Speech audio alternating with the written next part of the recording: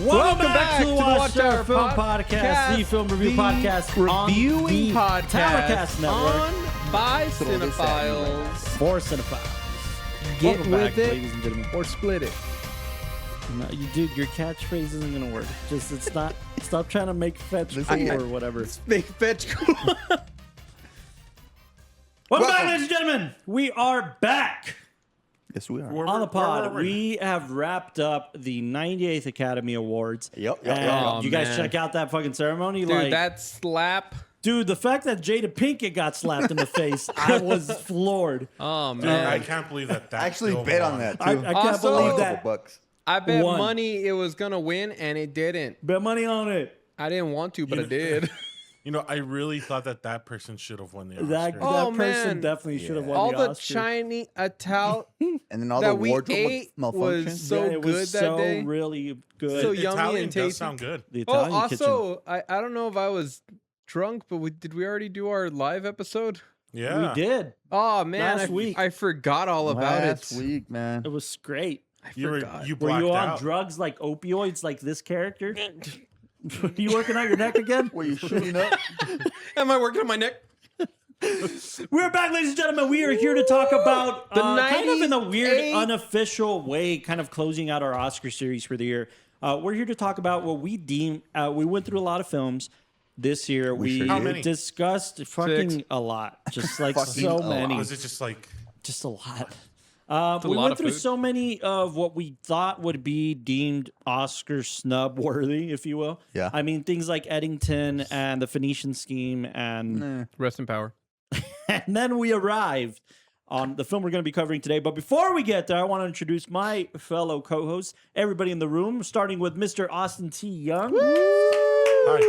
Keep that giving hair, brother. an editing and producing perspective. And we don't have Mr. Ricky Rodriguez in today, so, you know. Tan. Ricky Tan. Pan. Anybody here know? Get up, man. Been looking for you all day. Mr. Michael the Law offering some screams and a cinematography perspective. Some sound I'm effects. trying to think of a good segue to like explain why I'm trying to like learn how to bite my ear. And then I realized it looks stupid. I mean, Like Yeah, a dog chasing the his tail, bro. yeah. Mr. Jean-Eric Oster offering an acting perspective. Jean. Stash is gone. Stash, what was his name? Stash Montana, bro. is retired. Just Castro today. I Just- love that time that he spilled mustard on himself. Because I was like, oh no, there's some Dijon on Joan. It was so bad. It was funny, bro. Yeah, you're getting muted for a little bit. Thank you. Thank you. Can't hear you. I don't want to, but I will. I'm your humble film servant, Carlos Am de la Torre, offering a writing and directing perspective. We're back. I'm ladies and glad to gentlemen. have you back. Where'd I go? Where'd he go? You said we're back. We're always back. Yeah. Just Well, glad. it's because after the live episode, he just like It's like left. did a lot I of was like gone, opioids and man. just I left. was so sober for that episode.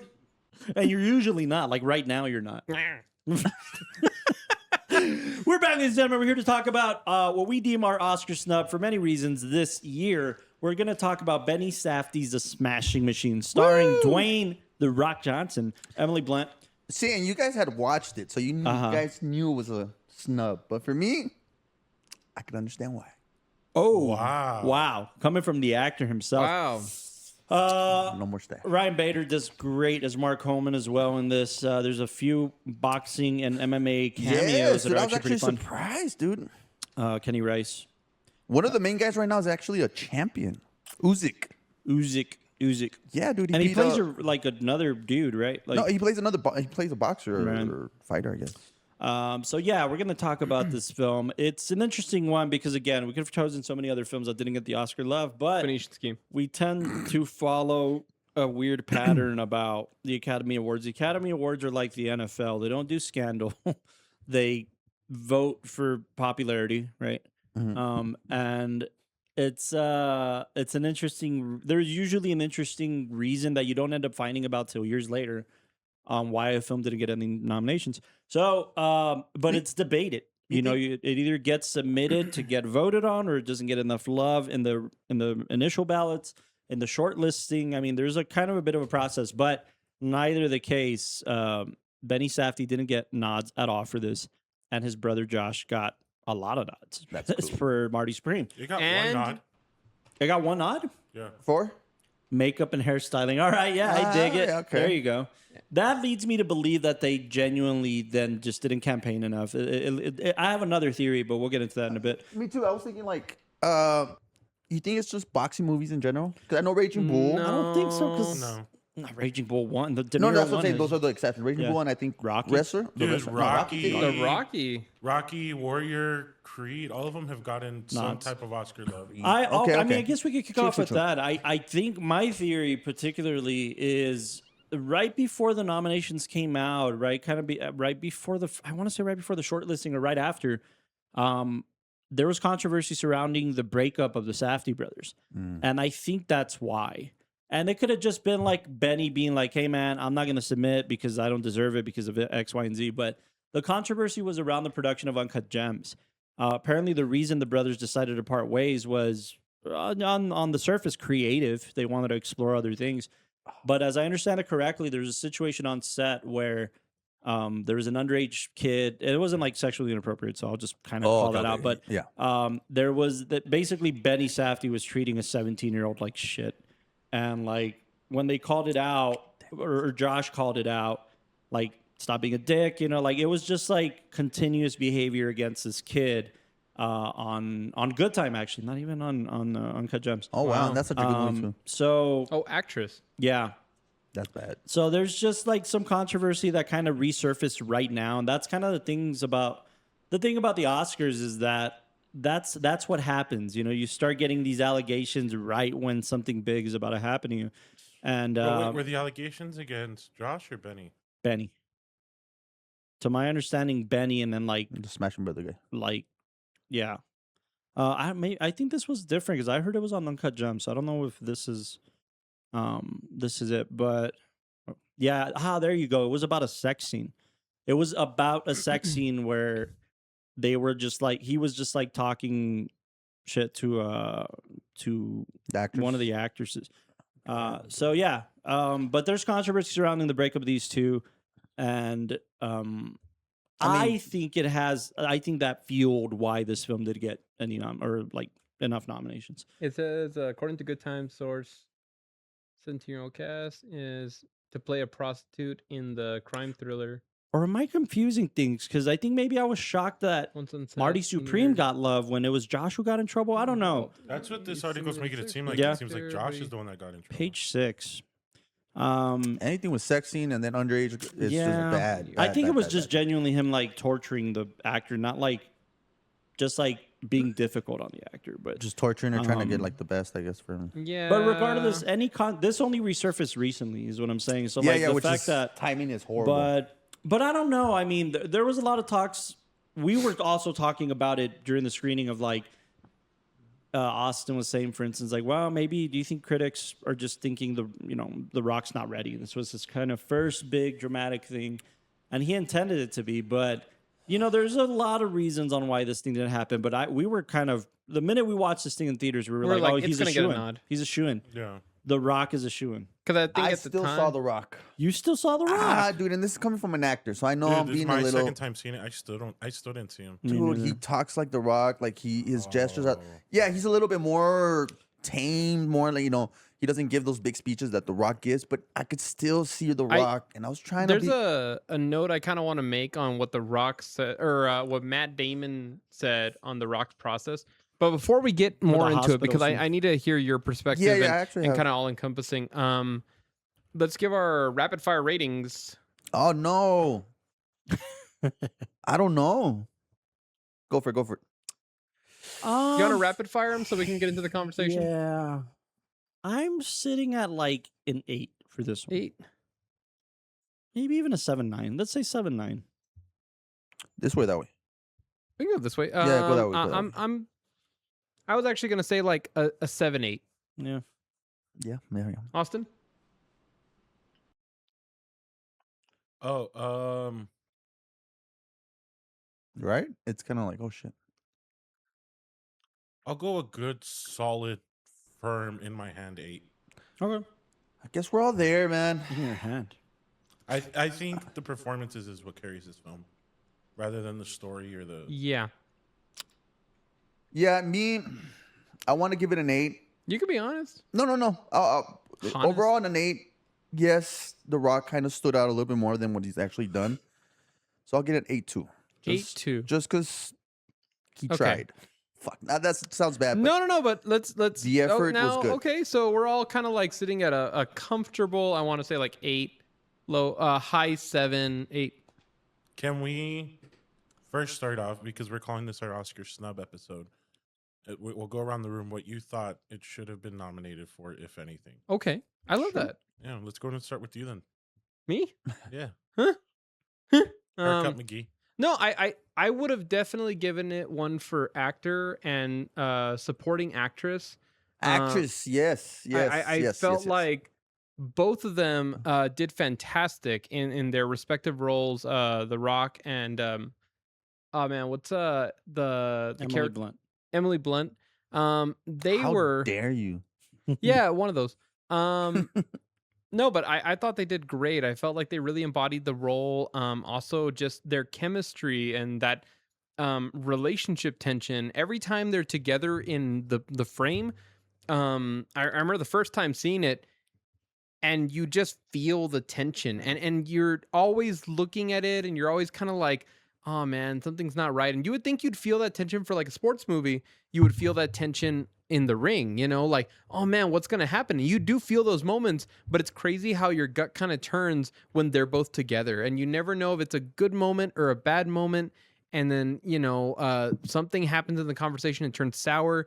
And I feel like, it's such naturally written dialogue. Like anybody who's been in a fight, you have those moments where it's just a minor annoyance that tips over and then it turns into a bigger thing, and you're just watching them play through it, like the situation. So yeah, for sure, supporting actress and actor, I would give a nod for that. I was surprised. Oh man, it falls in a weird place because I could have also very much justified cinematography, because it's using a style that's very unique. It's not like it hasn't been done before, and that's why I think it probably didn't get a nod on top of like campaigning. But I would have given it some love for cinematography only because it's emulating a style of a certain era. It's emulating the ringside, Nice. like early or late 90s, early 2000s. Aesthetics. I love how it started. It started with the VHS. Yes. I know that's a simple thing, but it's just No, and then brings when you into, see, like- I mean, they shot this on film. They had a loader and everything, and I That's so wouldn't have cool. been surprised if they Yeah, that's so used cool. like older Fujinon like zoom lenses and stuff like that you would use for covering ringside. And what I They love, shot on Nice, 16 nice. millimeter You cut film them. for the Yeah. majority of the film. It's 16 millimeter with IMAX. That's cool. Some IMAX, and it's the first A24 film to use IMAX film. wow, it was great. And then to me, what I loved about that texture is that it worked for authenticating the ringside and watching them in the heat of battle fighting, but then taking that same camera stylings and bringing it home, where even at home he's in the ring. I just felt like it was a very intentional and clever play of the camera. I would have definitely given that. Me and Austin were commenting a little on the side on the sound design. The sound design was really, really impressive. It's very It unique for sure. constantly just brought you in. I just loved the way that it organized itself. It brought you into everything. So I mean, I feel like there's more. It's definitely Oscar worthy. But I'll sit there right now. I think those are my categories that I would definitely give it love for. Let's go to you, Austin. I wanted to go next. Oh well, we're going round the room. Doing this round robin style. Nice. I personally think I haven't given it much thought on like cinematography or any of that, but definitely I think it should have. I think Benny got snubbed, and definitely The Rock and Emily Blunt. That's kind of where I'm sitting. Mm-hmm. Okay. Castro, All right. the real answer. Gosh, there's gonna be like it should have gone Razzies. Huh? No, I'm just trying to figure out why. I know the character for The Rock, Dwayne Johnson's character. He had to play it restraint, right? He had to play it not lose his cool. And I think Emily Blunt's character actually like overshadowed his character. I think she yeah. killed it. She nailed it. She was trying, from the beginning. She's trying to understand what he's going through, and then towards the end, I just feel like Emily Blunt had that speech. That peak where like, okay, her character right here. This is her arc. This is her telling her that, hey, I'm being used. Dwayne Johnson didn't have that, and I was waiting for some type of like A monologue. a monologue, some type of a peak. Even like the fights, they seemed kind of bleak. Like it was more for the outside, and so I was just kind of like, is it trying to be like the wrestler, where it's like more about the emotions, or is it telling this autobiography or whatever you call it about this guy Mark Kerr? Yeah. It just, I don't know, man. I don't know. Oh, this film was just, It puts you in a weird place, right? yeah, like, what was the point? The addiction, what addiction does. When somebody is passionate and he's fought all his life, and people that don't know about like sports or are not into it, somebody's one's record that's their life, right? That's how they get money. That's how they get the next fight. I don't know. I don't know what this film was trying to be. Telling a good story about a fighter that obviously broke doors down for other fighters to get more pay, and I just don't know, man. I don't know. That's interesting. The actor, I don't know. Dwayne, I see Dwayne. I'm being biased because he's a wrestler, so I know him. Yeah, physique wise, sure, Yeah, he I sells know it, him. but then there's something that you feel like you just can't unsee. Whereas with Emily Blunt, she was completely different from what I've seen. She was the wife that was trying to understand this guy, and then she was just like, no, you know what? You're using me. All her scenes were great. From the beginning, her arc, she changes. I think Emily Blunt's the one that's going to... That's the big snub. Yeah, for me, the big snub. Dwayne Johnson, I'm sorry. It's good. Keep acting. Yeah, no, keep trying. It's just... Wait for the next phone call. It's harder for me to separate anybody that's been in sports and trying to do acting. And, he's The Rock's... answered the next phone call. What's up? He's answered the next phone. Oh, really? You Yeah, wanna and reveal- The Rock is the But closest to is that ever what you achieve Towards the that. end. Is that why you wore the shirt? No, honestly, I didn't even think about that. Like, that didn't occur to me. But I don't know. I'm going on a rant, but yeah. no, I'm. So you don't think it should have gotten nominated for anything? Other than supporting. Yeah, supporting. Even the story, I think, could have been a little bit more, Mm-hmm. a little bit more ups and then just downs. Yeah. A little I'll like support that hypothesis, guys. So I'm on the same boat. I still think Dwayne Johnson should have gotten the nomination. I think he did pull something very spectacular out. Who From would you have replaced from this list? Probably Michael B. Jordan or maybe Wagner Moura. Probably Wagner. I didn't see anything out of Aw. the ordinary in The Secret Agents in He terms had of to be like a foreigner in a new land. No. What's that? No. Probably Wagner. I don't know. I'd go that route, but because Michael B. Jordan, I'm has with still you. I'm with you played on that. Couple things, but I think Dwayne should have gotten the nomination. more than him. I do think Emily Blunt should have gotten the nomination. She was I will great. say, just kind of from my perspective, seeing this thing again, I'll kind of like end with where I agree with Castro, but catching the screening again, I think the score was pretty great. Oh, yeah. The score should have been nominated. I think in the boxing scenes or in the fight scenes, I was catching a lot of like Birdman, this freestyle jazz drum, Yeah. and I thought that was really cool. And it was very like tonally with the times, like these weird synthy kind of like harps that were just kind of playing that Mhm. carry you, and you, I think that's what it has, and it's playing when he's not in the ring. yeah. So when he's going up the escalators, when he's going to the doctor's office, when he's going to kind of more mundane life, we get these moments of peace and this peaceful score, and then in the ring we get this jazzy drum kick. So I like it. I think that should have been nominated. I'll kind of and I think your case for cinematography is also great. Yeah. I think that at the bare minimum, at least the cinematography was consistent. It was intentional. It wasn't mind blowing, but at the bare minimum, it was very intentional for the times, for the intention. I mean, I felt like I was back in elementary school watching WCW or WWF or Yeah.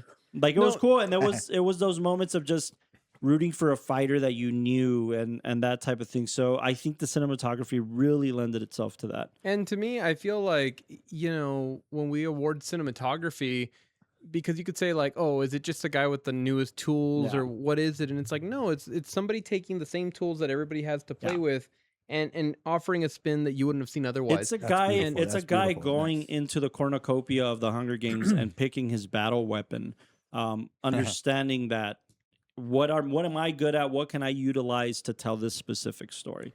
And yeah, you're right. I think that's a great Yeah, use and of I just felt that they found their voice, but they found also their like their texture. They knew what Yeah. it wanted to be, and they knew where to highlight it. I mean, you've seen sports films before where when they're gonna highlight the match, they highlight the fans, and you could tell that with this one, it's not highlighting. isolated the It audience. isolated them, and what I think also to the sound design. When Mark Kerr walks up to the Pride League, I think in his first time, or I don't know if it's the return, the smoke goes up next to him, and you hear it, and it's not this exciting sound. It's Now, the I generic noticed sound. that with any player or any fighter that comes Yeah. out, you don't hear the audience.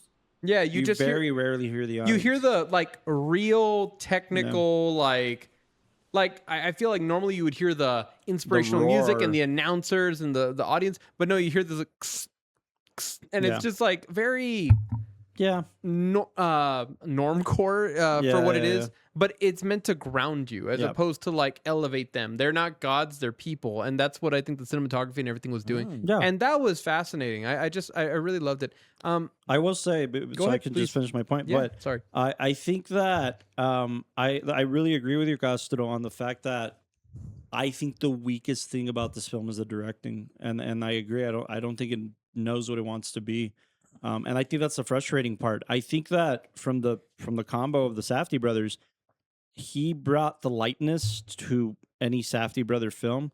But maybe even that's not true because we see Marty Supreme, the levity of the relationship with the girl and that kind of thing, and Yeah. obviously the ending. But they draw from each other, but I don't think Benny knew what he wanted, and it's frustrating because in the directing, I personally think though Emily Blunt's performance is strong, her arc isn't.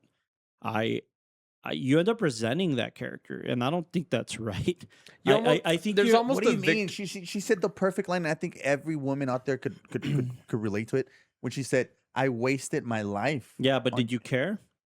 Did it make you care? Because I didn't make me care. It made me think like you're ruining his moment, and I don't know that was the intention. Well, that's the whole I thing.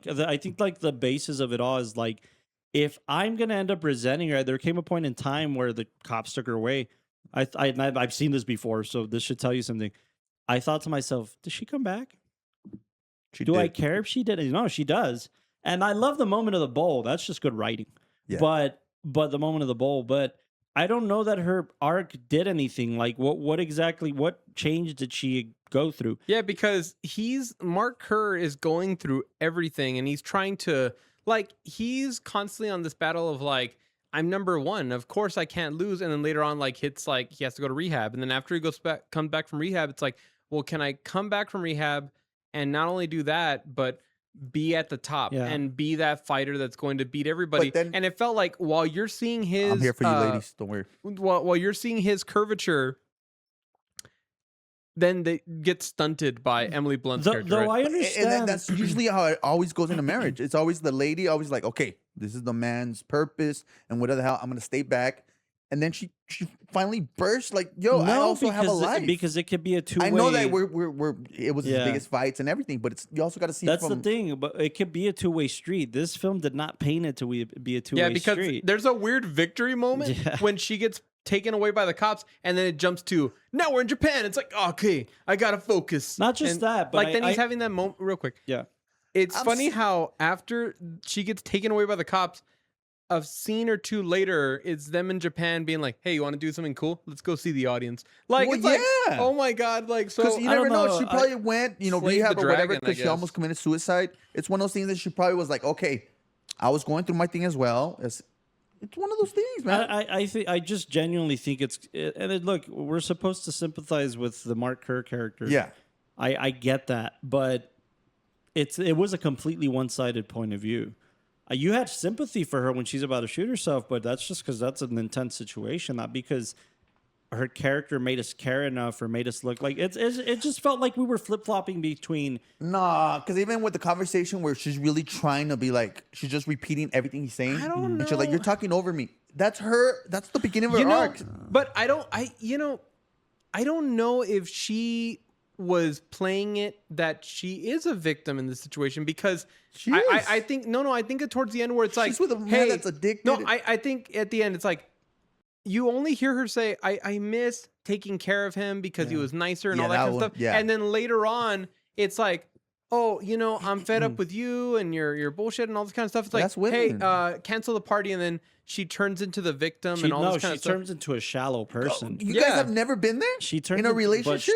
But we're not- Because for her, it's like, it's there's not people about coming. it's not about the realism. Yeah, it's the about, realism was there, and that's what I think sold it. Like It's in the not about conversation, the realism. It's about what this picture is making her seem like, a Right. shallow gold digger of a woman. No. Yes, Yes, no, yes, dude, it's absolutely. not making it seem like she has You agree with this, a Austin? voice in this conversation. I mean, No, she's not a gold digger. Yeah, that's what it wants to show What? you. Like, because She's taking That's care why of she him. admits it. She's like, I hate it since he's gone sober. Like, I That kind of miss doesn't mean taking she's care a of gold him. digger. no. She just says he's a different guy. No, but she Which straight up anybody who's no, gone- but she straight up says like, you're no fun anymore. And even the minute you see that is in the party. But we could just talk about this tomorrow. Like right now, friends are 'Cause the coming over. people are coming and over. like, She- and then yeah, it's but like women are that's very like super that. you shallow. would rather No, women are you very would like rather that. instead of fixing the problem, you would rather say, That's- no, let's just be fine. Because there's people coming over. Women are so they want to keep a picture of a family. I think more than anything, but because we're talking about arcs, we're not talking about the realism of the situation. for sure, for sure. I think I'm going over, yeah. Realistically, like I think we've all been in a fight that's felt similar, or we've all been in situations where it's like, oh man, I've seen that kind of like conversation where nobody's right. happy, everybody's fighting, it's really bad. So the realism's there. I mean, that's why we feel like this is a snub, especially for a nod for her. Yeah. Okay. But in the arc, if you're making her like a tumor that keeps coming back, that you're not making her into somebody who's like, I need to figure out myself for this marriage. She's just a major inconvenience to his Nah, life. That's what I- man. She's a major inconvenience to his life. That's why he finally gets to fight in pride and focus on his fighting. Yeah, that's why after the coach, she's gone. It's that's what the like, coach, oh, yeah, the see? coach doesn't want her. Like, yeah. he's giving Well, her- none of them do, and I understand that might be fight culture. That might be like distractions. right. We don't want her in the room. I get it. We don't want Yoko Ono in the room. I get it. But at the same time, and also that's kind of what this film is depicting. Anytime he fails in his sports, it's because he's failing in his marriage. Right. I mean, that's again a very one-sided perception. But I'm trying to get away from the realism. It's just yeah, what I'm also arguing about here is that I understand this is based on a documentary, by the way, 2002 documentary called The Smashing Machine. Really? That's genuinely highlighting like his arc. That's the problem though. When you get too attached to the source material, you're telling a narrative story. right. So I think that by like come hell or high water sticking to the source material, I would have wanted to see, or for him to dig further as a director to say, okay, he's not going to win in the traditional sense of a fighter, because his record was like 15-11 when he fucking retired. He didn't do anything in this league. 6, I think, Yeah. which is a lot, which is one too many for a fighter. Is it? Because Yeah. like MMA, don't you go into like the 40s into the fucking for like fights? MMA? No, MMA is shorter. Boxing maybe. Boxing's 40, Okay. 50. So I guess what I'm trying to say though is I don't know that Yeah, it his was between Pride and UFC, it was 15 and 11. 15-11, Oh, okay, right? okay. That's his record. One of my point is like if the point of the story was to highlight an underdog of a player, okay, but what did he really do for the league, for himself? Oh, it's an interesting story to say. I see where we're going. Dude, with like that. I would have wanted to see a Eddie Guerrero biopic over this because Yeah, that's where I'm at. I'm like, you know what I'm saying? I don't know what. It's an interesting story, but I don't know And- that. and I'm with you on because that. it's I'm with kinda you on weird. that. You wanted There's so many other ones that I'm not trying Yeah. to be, but there's someone like but you in this scenario, you Shogun was wanted like a better one. you wanted the friend to win. The Mark Harmon. He was almost the better character. Yeah, it was like he's a family man. He actually trains and focuses on himself when he needs to. Yeah. And then worries he about his he friend. like he's the one that nobody really thinks is gonna like pick up his career again, because they even mentioned that like, is he able to actually show that he still has a place in this league? So when he wins, it's kind of like, oh man, that's great. And you know what? I again, to the credit of the director, I think saying, oh, let's give this wonderful open end. So that way the audience figures out what they want this thing to mean. It was way too open-ended. Like, why make the guy... No, hold on. I didn't like the ending. Hold on. Let me get this straight here. Let me get this straight. When we get to the epilogue, right? Right. And he's grocery shopping or whatever he's doing. Right. We Just get an the title ordinary man. cards. We get the I think title that's cards. how I took it. That's fine. But we get to the title cards, and this relationship you just forced us to sit through and care for is now divorced, and they had a kid. What's wrong with that? Because like, what is now? Like, you only tell people that because they're like, well, how did it end? And that's literally what it is. But it's not like satisfying an arc. Like, he went on to solve the marriage, or after that fight, like it ended, and then he ended up becoming a better person. It's like, no, he got married in Vegas shortly after, and then they divorced. Yeah, like it even said 10 days after they got married in Vegas. Yeah. To divorce and have one kid. It's like, what the hell? No, I'm with you on that. No, but I mean this scene, like these scenes of he's finally accepting I can lose and still be me, and then he's accepting, I don't know, that I just won 20 million yen. Is he though? Is he accepting that? What's accepting? I mean, that's forced acceptance, but we don't see him. Yeah, it's what do we see him go through? Exactly. To that was my question too. I was like, we just see him like accept his loss. He's not excited. Yeah, there's nothing like, again, just by comparison, at the bare minimum in Marty Supreme, that ending, we see him be like, this shit's not important anymore. Yeah. The real importance is here.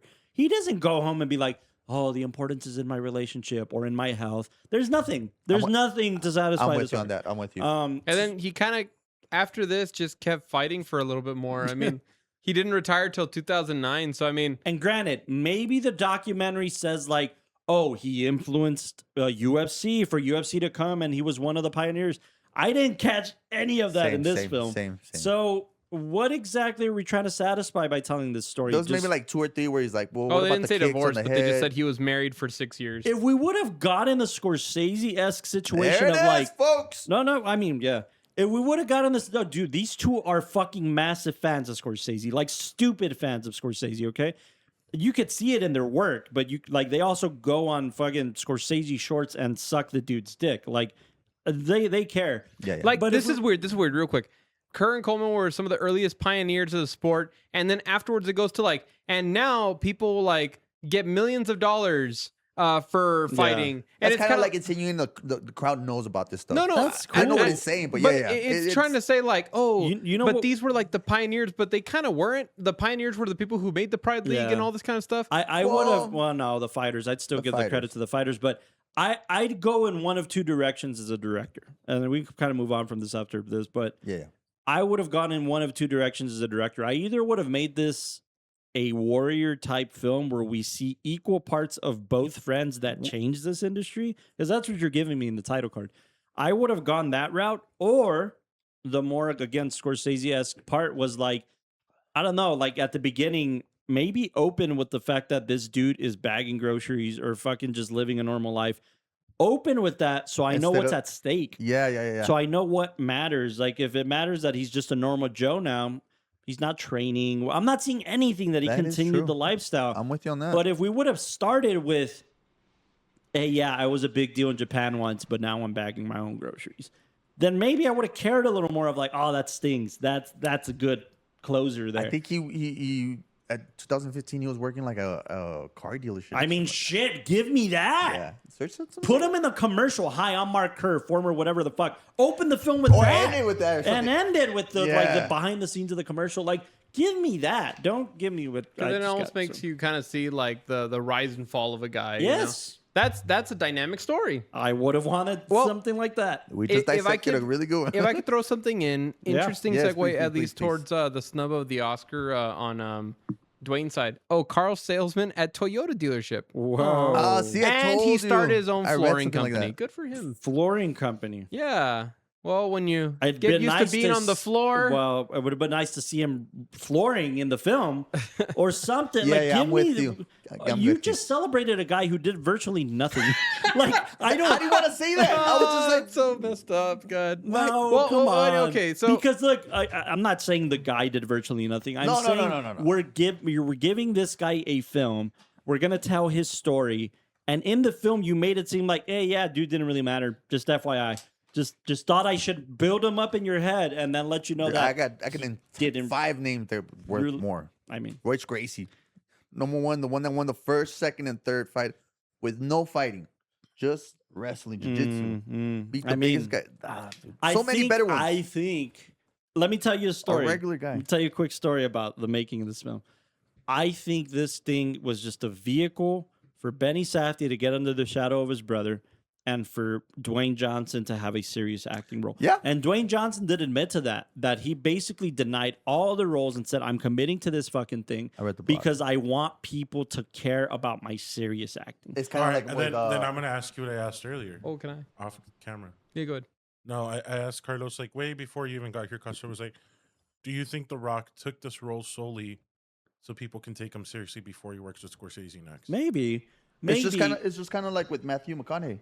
He was like, I'm done with the I'm done with the rom-coms. Yeah, give me Yep. something then Lincoln Lawyer. And that's great. I applaud Dwayne Johnson for that. And it's not Yes, just because he's working with Scorsese next. That's where I'm at. I applaud him for that. But the funky part about that is this, watch. This is how funny I'm like watching. films like get made and don't get made. And we know how the sausage is made, so we get a bit of this. But they talked about this. They were like, yeah, this is a fascinating story. You know it, right? Yeah, because you were in that world. You know it, right? Because it fascinates you. Yeah, cool. We should maybe do something about this. And then they send each other, if I'm not mistaken, Benny Safdie sent The Rock the yellow Nautica sweater that actually belonged to Kerr.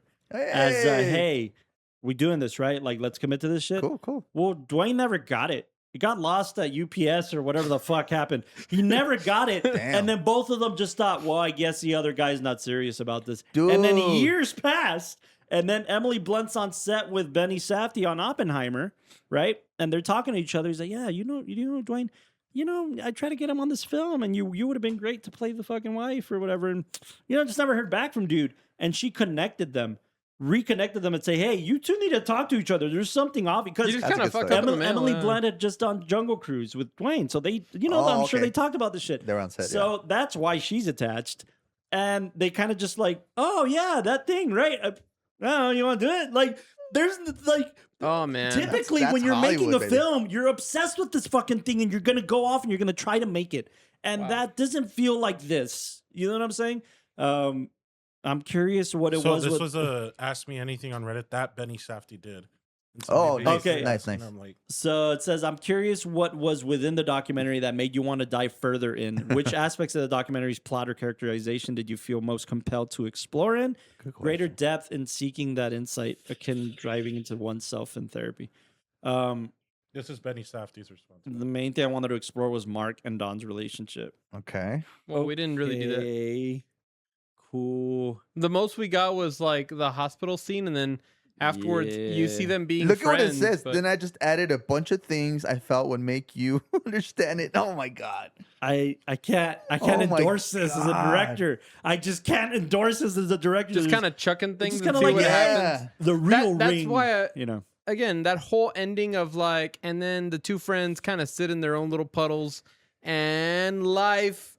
And, Yeah. but I here's what I was gonna understand say. his intention, and I get it, man. I think- get it, Benny. Like I get the intention of like, no, this is really about the emotional ring that they're fighting in. Look at the picture he posted with it. What does it say? Well, that's what everybody asked. I can't see. Oh, okay. What does it say? It's just like ask anything like Oh, on okay. Reddit or Oh, whatever. yeah, they have Well, to do It's just a funky situation. I was man. gonna say, at least in justification of like The Rock's acting ability, I think he was talking to Matt Damon. I got to see something, but the interview was with Matt Damon talking on The Rock's performance. He was and on Rogan. Rogan, Oh, really? and was talking about how Yeah, it is. the hospital scene. That he asked him about it and all that kind of stuff, The that he had crime. seen the scene and everything, and he says, well, like for that scene, his dad was an alcoholic, and occasionally when he would get caught or something would go wrong, Dwayne Johnson's yeah, dad? Rocky Johnson. Rocky Johnson, yeah. yeah, he was an alcoholic, and he says that whenever he would get caught or something would go wrong, that instead of just answering like, well, what happened, he would have these like rambles, and he says it was just kind of like these random kind of situations, and it's like he's trying not to get caught, and he would say like, and then I was tired, and it was weird. I just had this weird feeling, and it's like he's always trying to like see how he can kind of just get around it. So even like the whole thing where he says, and then they asked me who's the president, and I would have messed that up on a good day, like why ask me those things? Making a joke. There you go.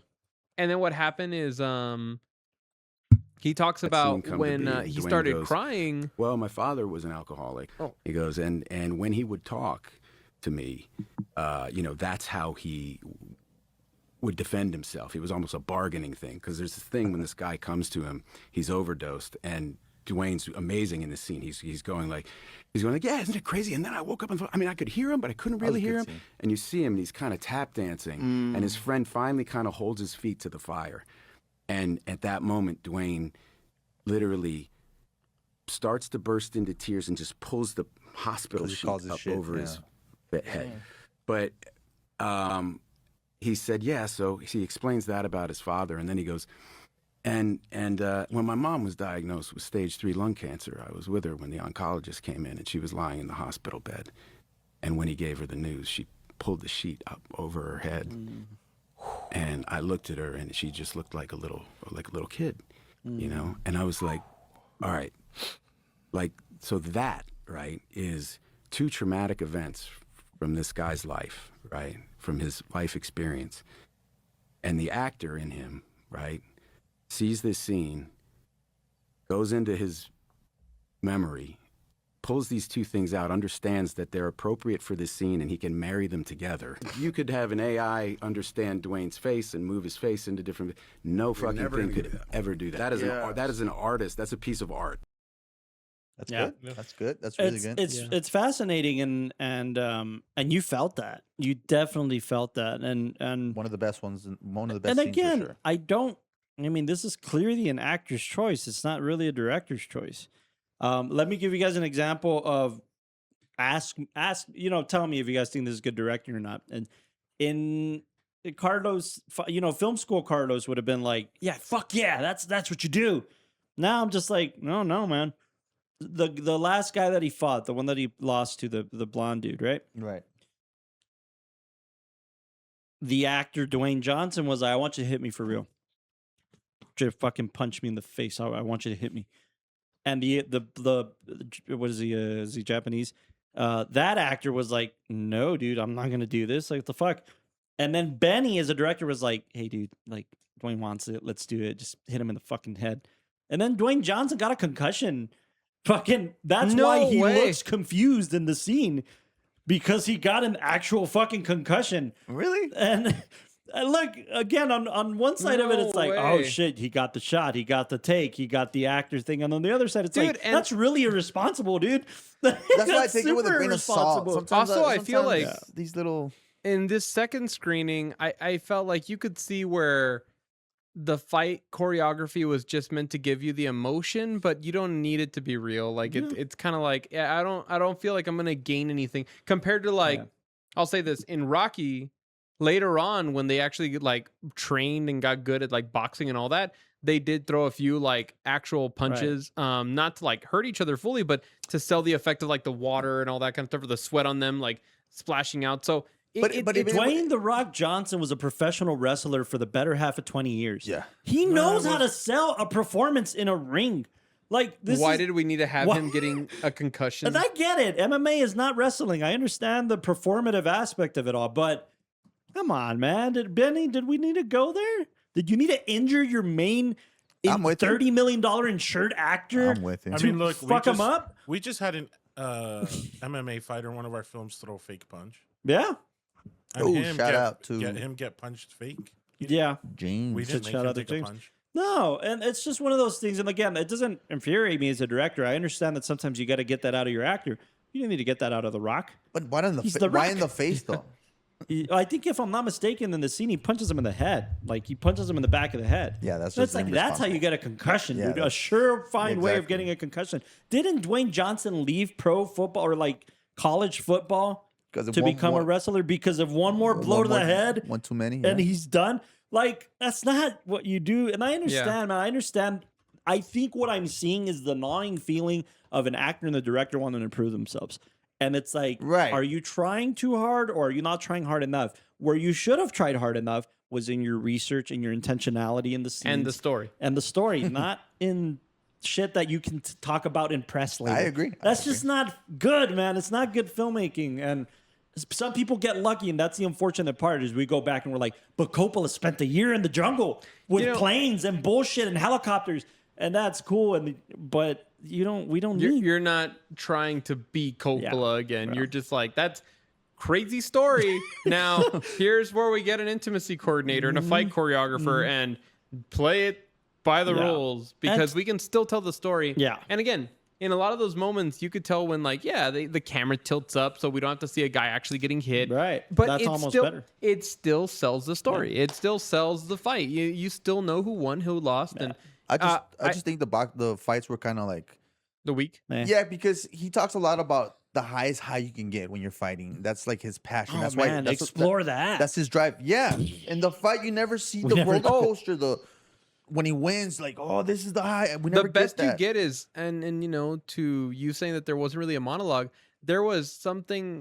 There was genuinely- one. The beginning of the movie, that monologue that he had, I felt like that was really special. Not for for the character, but for setting the tone for the rest of the film. But again, decide who your character is going to. This is why I have a fairly big frustration when people are like, "Oh no, we're going to figure this out as we go."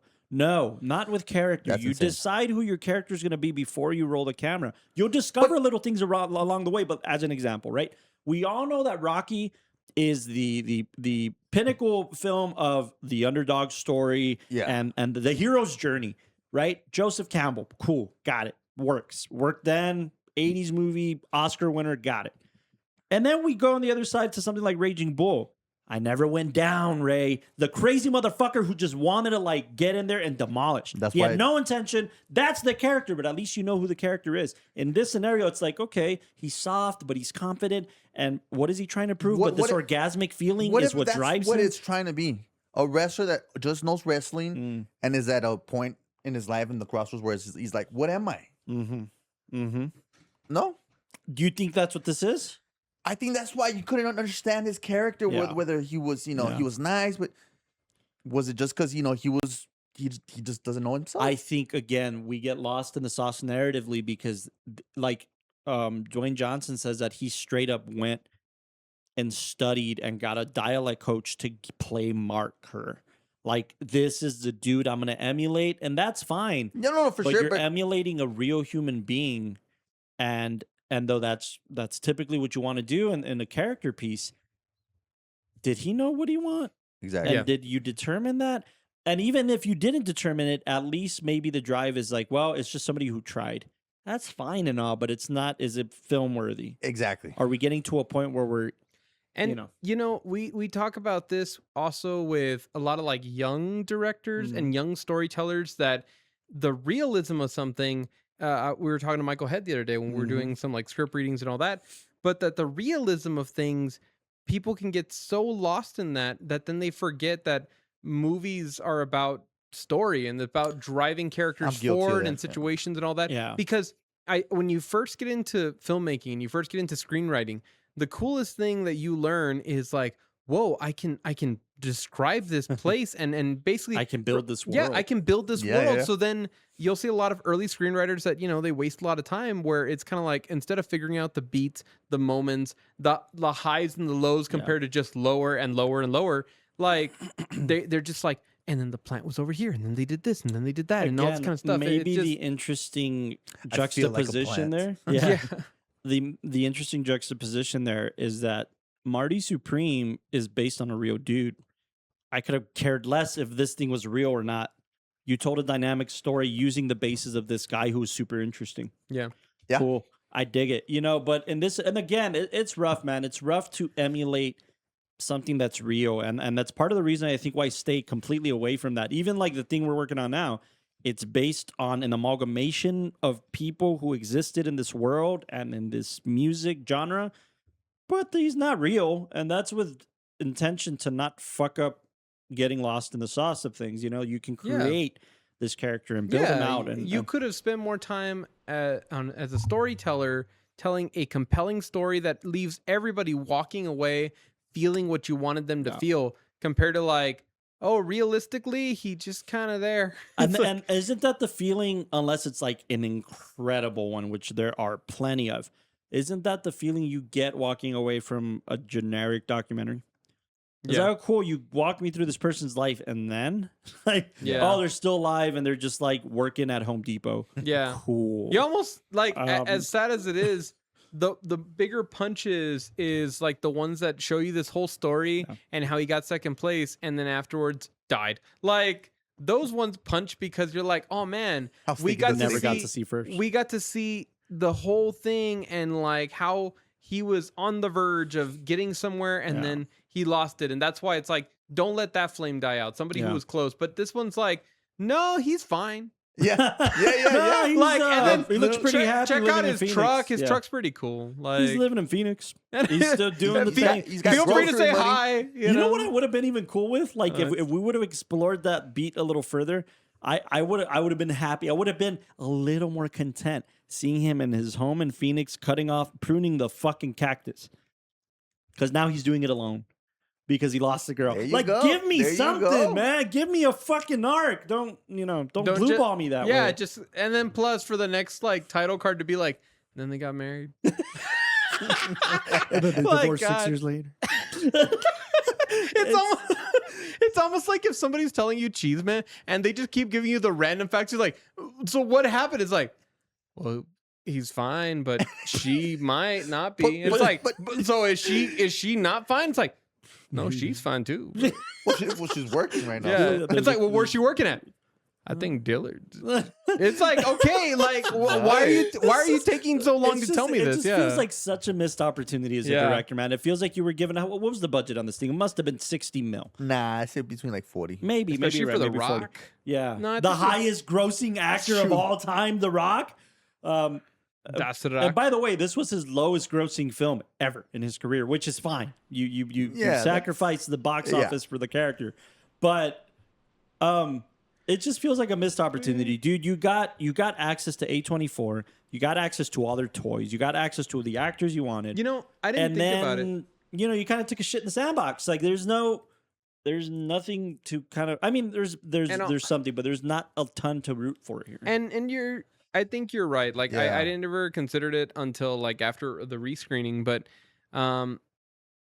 Benny and Josh Safdie, like you can see their strengths, and I mean like sure, Benny, right? For the Smashing Machine, yeah, you were able to, if at your best, pull out this character from The Rock and guide him, and you see that he worked with Mark Kerr to like really envelop this world and what he went through and the emotions and all that. That's great. Can you do me a favor, Austin? I'll let you finish your point. Pull up the quote from Nolan on the performance and on Benny Safdie's film. Yeah, and then you go to like Josh, and again, real person, real sport, real stakes. And like that person also lived a full life and everything, but I mean, Josh was at least able to find what's the big story, what's the big arc, what's the like. I'm gonna throw all these weird situations at this kid, but like the whole arc, and you do feel it at the very end. It's taking this boy who thinks he's invincible and turning him into a man who realizes like I need to grow up. Like I don't know. It's special, and you throw him into so many weird situations. And again, he still got somebody like Chalamet, like I think is a good actor, but still needs to be refined, still definitely needs to like have proper direction to get him where you need him to be. But at least they were able to take that real character and turn him into somebody. You know? I think we're on agreement that the real snubs of this film, and it wouldn't Phoenician Scheme. No, it wouldn't have deserved to be a Best Picture contender, but is Dwayne Johnson. Dwayne Johnson and Emily Blunt. These two deserve to be nominated.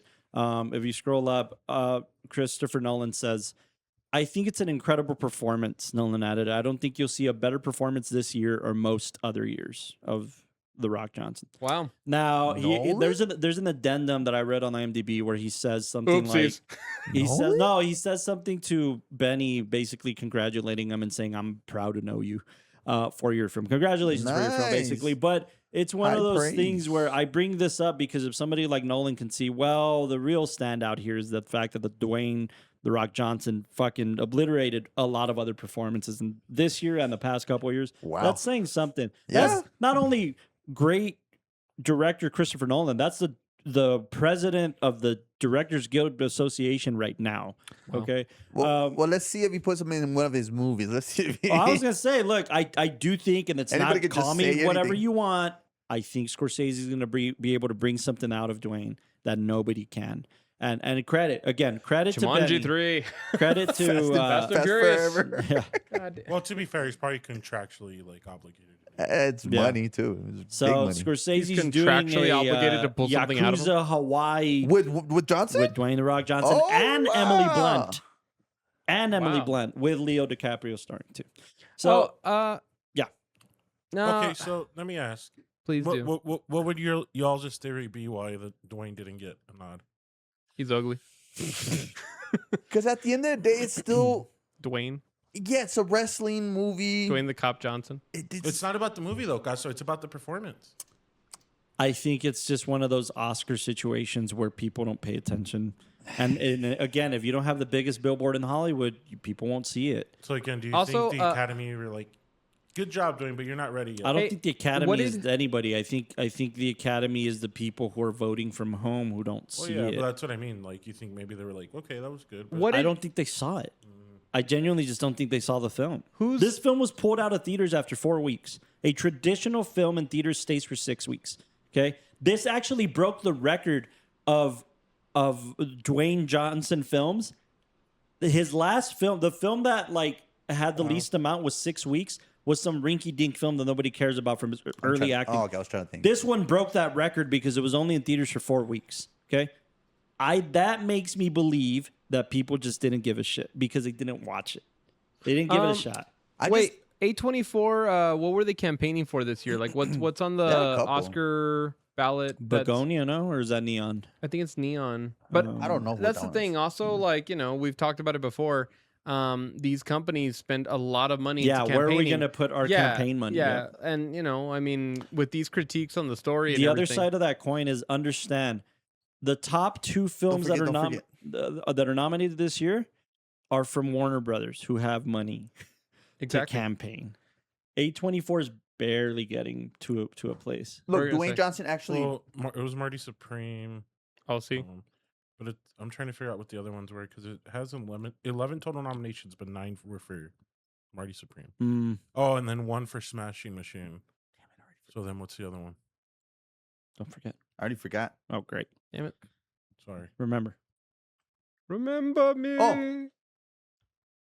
What I mean by this is that let me not sound bad. Did you ever see Central Intelligence Uh-huh. No. Yeah, with Kevin Hart. and Uh-huh. Dwayne Johnson? Uh-huh. That's somebody else. No. Come Oh, on. are you saying because he plays like a more timid, Yeah, like give me Dwayne Johnson playing a Leo character. Give me something. Mm, That's when you're like, holy shit. This is just Dwayne Johnson. I don't know that that's fair. This is, I If don't I know had that legs that's like this is fair. Dwayne Johnson. That was His the- whole life leading up to this film. But isn't that a special thing? For sure. But that's what I'm saying. That's not like, oh, Like, that's how could he have tapped into anything else if this is all he knows? This whole no, for sure. But I'm saying like Leo next year, there's a possibility for another. I think that comes after this film. I don't think that Hopefully. happens until That's cool, that's this cool. film. But he's been in it Yeah. for a while though. Yeah, but Well, he's also anyway. been the highest grossing actor. Like they're just fucking Actress giving will him be- money, and then after a while, you get sick of it. You Yeah. make 10 Fast and the Furious, and then you say, maybe it's time to fucking bow out But- and do something serious. No, for By sure. the but- way, the 11th nomination for A24 was for Rose Byrne. If I had legs, I'd I'd kick you. Roadburn. You know, So- shout out to Sarah, our friend Sarah. She produced one battle after another, but she produced If I Had Legs, I'd Kick You. That's So her indie company A24 producing that thing. Oh shit, nice. A24 had 9 with Marty Supreme, the 1 for Smashing Machine, and then this one. Mom. Well, I think Yeah. also look at the ensemble in Marty Supreme, especially for a year that we're gonna get casting as a like category. Yeah. I mean, we already did. Yeah. I was going to say, you might consider exploring that thought of the casting in Marty Supreme feels substantially cleaner, substantially more intentional. And a bunch of non-actors just like getting something The pulled Shark out of them. Tank guy. Wow. You know, so it's really interesting. The Smashing Machine, ladies and gentlemen. What did you guys watch while we close out? Anything recently? I watched. Nights. I watched. Well, yeah, we did screen Boogie Nights. I screened Blue Moon, which was Ethan Hawke. Talk about a performance, man. Blue Moon was extremely well done. It Sounds like an animation. No. No, it's Richard Linklater's film Okay. about the opening night of Oklahoma and the kind of the semi-breaking up of Richard Rogers and God, how am I blinking on this? And Hart, Robbie Hart. Robbie Hart? No, it's not Robbie Hart. That's Adam Sandler's character in The Wedding Singer. Something Hart. Ethan Hawke plays a composer that used to write with Richard Rogers and Lenny Hart, I think. And God, that performance hit a little close to home for a ton of reasons, like a ton of heavy reasons. Really? And it's because it's about the life of an artist who's like, have I hit my peak? Have I written the hits I'm going to write?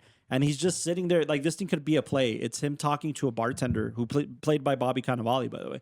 And then you have Margaret Qualley play a really interesting role. You have a great play. It's a good film. It's a really good film. And it hit all the right places. So Blue Moon. Richard Linklater's Blue Moon. Ethan Hawke is nominated for Best Actor. So The Hawker. Yep. Well, he was nominated. Hawker. The He Hawkster. was nominated. The Hawker was nominated. And our good friend Sandra Adair edited the picture for Rick. So Yay. shout out to Sandra. That's what I watched. I didn't Nice. watch anything. You know what I did? No. I watched Warfare. Oh, what'd you think? Yeah, what'd you think? It's the new one. Yeah, I didn't. I watched it like late at night. I don't even know why I threw it on What's his so name? late. The director. He's picking up steam. He did Civil War too. Oh, he did? Yeah. Oh man.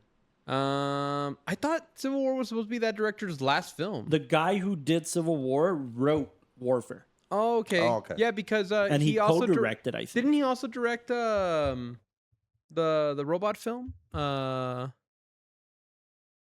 The one with I forgot the actor's Alex name. Garland and Raymond Dosa. Alex Garland. Alex Garland's the one I'm talking about. Oh my god, dude! I saw Greenland or Elden Ring. That's what Alex Garland's doing. oh no, I seen the ones with He's Joe doing the Budden. Elden Ring film? Oh shit. Good for him. That's actually pretty cool. Wow. Yeah, but what do you think about Warfare? Oh man. It's interesting, right? Like It's interesting, but I feel like there seems to be the same feeling amongst obviously people who have survived Will these. Poulter's in it, right? yes. Yeah. Okay. Yeah, Like people who have survived these missions, and we talked about what's that one that we watched for the War Month that they're all in a pit basically, and it's like the worst. The like, Outpost. the outpost, where like it's a bunch of these people that have survived. They've gone on to write. These are legendary like moments in wartime history. And at least Warfare was supposed to be contemporary wartime history. Yeah. And it's trying to give the general audience a sense of the real impact of these moments that, like, for a lot of us, we hear about these guys who go out there and are putting themselves on the line, and then even as simple as the maneuvers are, it's saying like, oh, they had to go from this house to this house and it was terrible, and it's like the worst event that we had that like month. And but now it's kind of like you're in it, so it's weird because much like we've been talking about how directors will get into this hyper detail and they think that makes up for story. In a case like this, it's meant to do exactly that. It's meant to say, I'm going to try to give you as many correct details as possible. So then that way it's going to just immerse the audience. It's not about the story, because the story is that area that they were It's an stuck event in. film. I'm Like, not, It's I'm not an a big event fan film. of that director. I'm not. Yeah. Alex Garland. What- Well, what I will say this: I'm like, I've not. heard he's picking up steam. I personally enjoyed Civil War for different reasons, but I got it from a trusted source, a reliable cinephile source, that Alex Garland in his early films was really saying something and basically like he shat the bed in warfare, like that.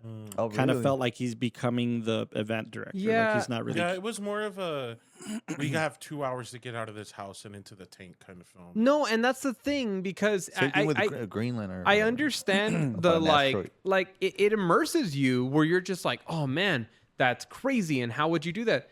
But Is like, it a dad film? No, No. my dad didn't like it. yeah, There no, you go. because it's a shock film. I mean, it's almost like it's like seeing a real picture from like Is it like a political piece? Like no, hey, No, it's not at just all. It's very much in the you're gonna live these 2 hours with these okay. soldiers, Let me give you this. and literally like you live every mundane detail that they do in those 2 hours. Yes, like oh shit! I thought you were talking about the new one on War Machine. no. You're talking about Warfare. War yeah. Machine. What's that? Welcome to dude, the I blanked conversation. out. Yeah, That's an interesting Can you one. pull up the frame of it? But it's one of those that once so- you see it once, it's Yeah, no, and it's weird. Like, I mean, I might rewatch it just to Yeah, like I saw this one. again have that experience. But it's A24. the film is you're there with the squad. no Yes, basically. guy gets leg blown off, and I mean that's not correct, but like guy gets leg blown off. Let's sit here for 2 hours That guy reminds me of Damien. listening to him screaming in pain and You'll see him seeing right now. him with a leg blown off. All while they're trying to not get Oh, noticed so they can get extracted. Yeah, all while they're trying to get out. Hoffman. No, you'll see him. Hold on. Hoffman's in this. Oh, I think so because it looked like him. You look that first guy, Ray. He looks like Damien. Pulitzer. I guess not. He's from Reservoir Dogs too. Or Oh no, it's Joseph Quinn. I'm Yeah. confusing him But with it, Joseph. it looks like him though. Quinn. Yeah. But, it's Joseph Quinn. Yeah, it's kind of like that. So it's just like, oh man, like this guy's really hurt and he's in a lot of pain.